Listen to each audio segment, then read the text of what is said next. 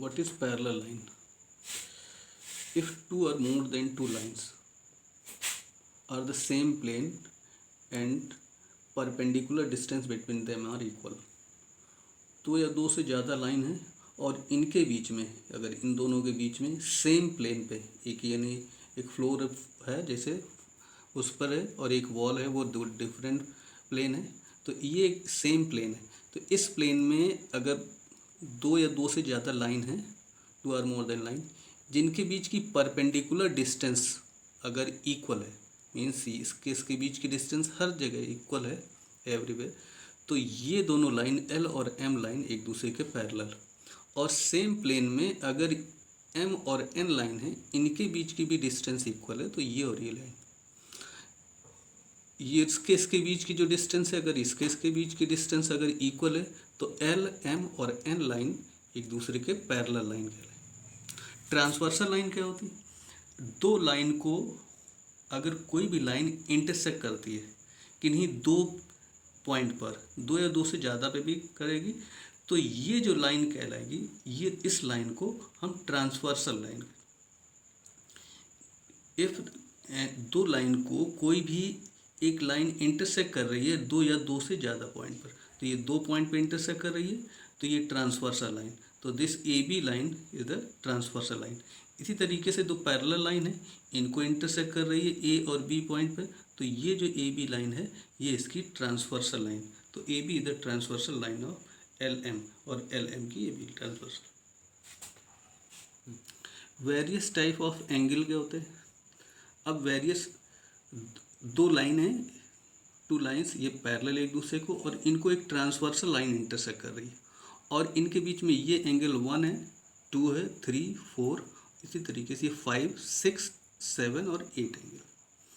इसमें एक्सटीरियर और interior angle कौन से होंगे?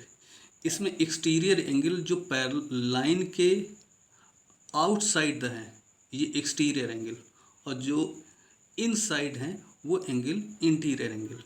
तो यहाँ पर अगर एक्सटीरियर एंगल लेंगे, तो एक्सटीरियर एंगल ये लाइन है, और इसके आउटसाइड यानी एक्सटीरियर साइड जो एंगल है 1, 4 और 6, 7 ये लाइन है, और इसके एक्सटीरियर साइड 1, 4, 6 और 7 ये एक्सटीरियर साइड है, तो ये एक्सटीरियर एंगल, तो 1, 4, 6, 7 एक्सटीरियर एंगल।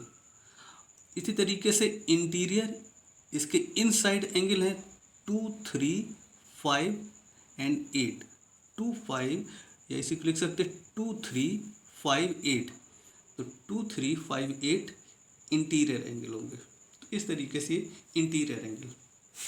अब इसके बाद करस्पॉन्डिंग एंगल क्या होते हैं?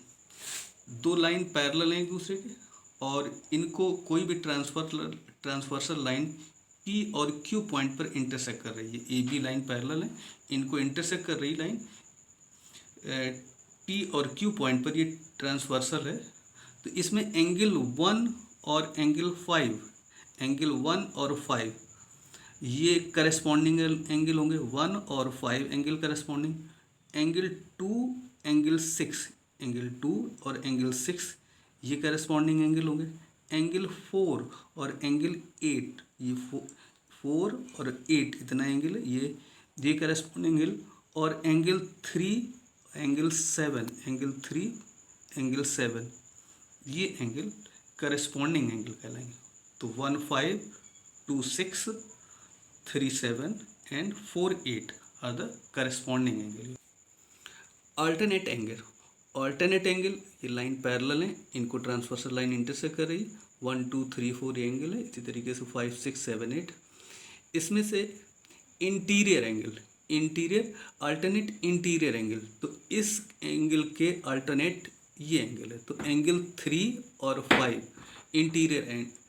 और इसी तरीके से 2 एंड 8, एंगल 2, एंगल 8 ये भी अल्टरनेट इंटीरियर एंगल। 3, 5 एंड 2 और 8 इंटीरियर एंगल, 3, 5, 2, 8 एंगल। इसके बाद consecutive interior angle, consecutive parallel line है, और पैरेलल लाइन के एक साइड में, इसी साइड में 2 और 5 एक साइड में, ये तो कॉन्जिक्यूटिव इंटीरियर एंगल। इसी तरीके से 3 और 8, एंगल 3 और एंगल 8 ये भी इंटीरियर है, एक ही साइड है, तो ये एंगल कॉन्जिक्यूटिव इंटीरियर एंगल कहलाते हैं। इसके बाद exterior angle, alternate exterior angle, interior angle ही बताए थे। एक्सटीरियर एंगल तो एंगल 4 और angle 6, angle 4 angle 6 alternate exterior angle. इसी तरीके से एंगल 1 और एंगल 7, एंगल 1 एंगल 7 ये ऑल्टरनेट एक्सटीरियर एंगल होंगे।